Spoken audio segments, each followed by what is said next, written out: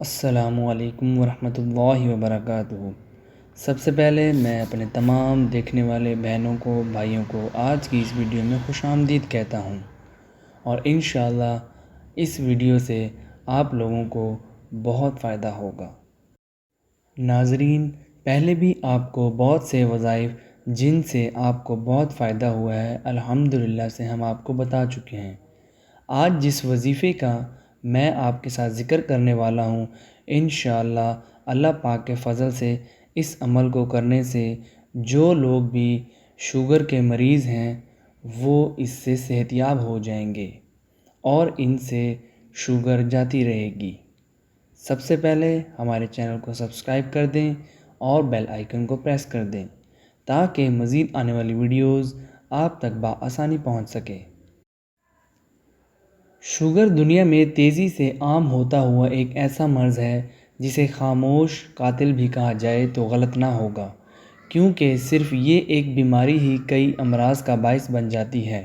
اور حیرت انگیز بات تو یہ ہے کہ شوگر ٹائپ 2 کا شکار 25% افراد کو اس کا علم تک ہی نہیں ہوتا کہ وہ شوگر کا شکار ہو چکے ہیں، جو کہ زیادہ خطرناک اور جان لیوا بات ہے۔ اور اس کی بڑی وجہ یہ ہے کہ ہم میں سے اکثر لوگوں کو تو شوگر کی علامات سے واقفیت ہی نہیں۔ اگر ہم اس کی ابتدائی علامات کے بارے میں جان لیں تو ہمیں ابتدائی مراحل میں ہی اپنے مرض کے متعلق علم ہو سکتا ہے۔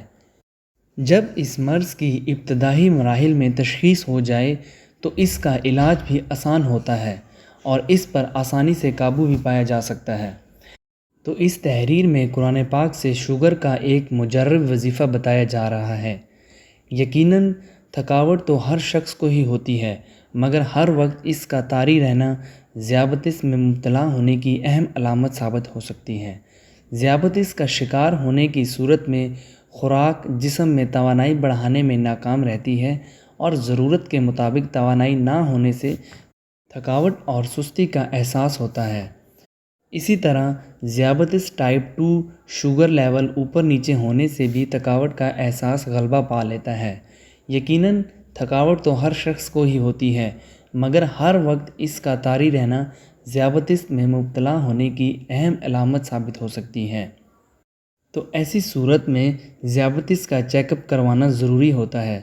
زخموں کو بھرنے میں مدد دینے والی دفاعی نظام اور پروسیس بلڈ شوگر لیول بڑھنے کی صورت میں مؤثر طریقے سے کام نہیں کر پاتا، جس کے نتیجے میں زخم یا خراشیں معمول سے زیادہ عرصے میں ٹھیک ہوتی ہیں، اور یہ بھی ذیابطیس کی ایک بڑی علامت ہے۔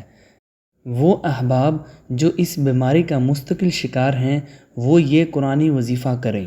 یہ بہت مجرب، قصیر اور بہت ہی زیادہ آسان ہے، اور یہ وظیفہ سورہ اخلاص کا ہے۔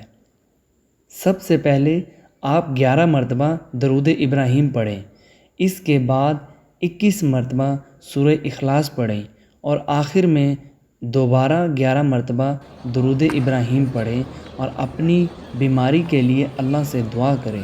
یاد رہے آپ نے یہ عمل دن میں 3 مرتبہ کرنا ہے، یعنی صبح، دوپہر اور شام۔ بہتر یہ ہوگا کہ فجر کی نماز، ظہر کی نماز اور عشاء کی نماز کے بعد اس عمل کو معمول بنا لیا جائے۔ یہ عمل بہت خاص اور بہت ہی طاقتور ہے۔ انشاءاللہ تعالیٰ آپ کو اس عمل کے کرنے سے بہت فائدہ ہوگا۔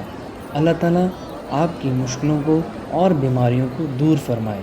ہمارے چینل کو سبسکرائب کر دیں اور بیل آئیکن کو پریس کر دیں تاکہ مزید آنے والی ویڈیوز آپ تک بآسانی پہنچ سکیں۔ اپنا خیال رکھیے گا، دعاؤں میں یاد رکھیے گا۔ اللہ تعالیٰ آپ سب کا حامی و ناصر ہو۔ اللہ حافظ۔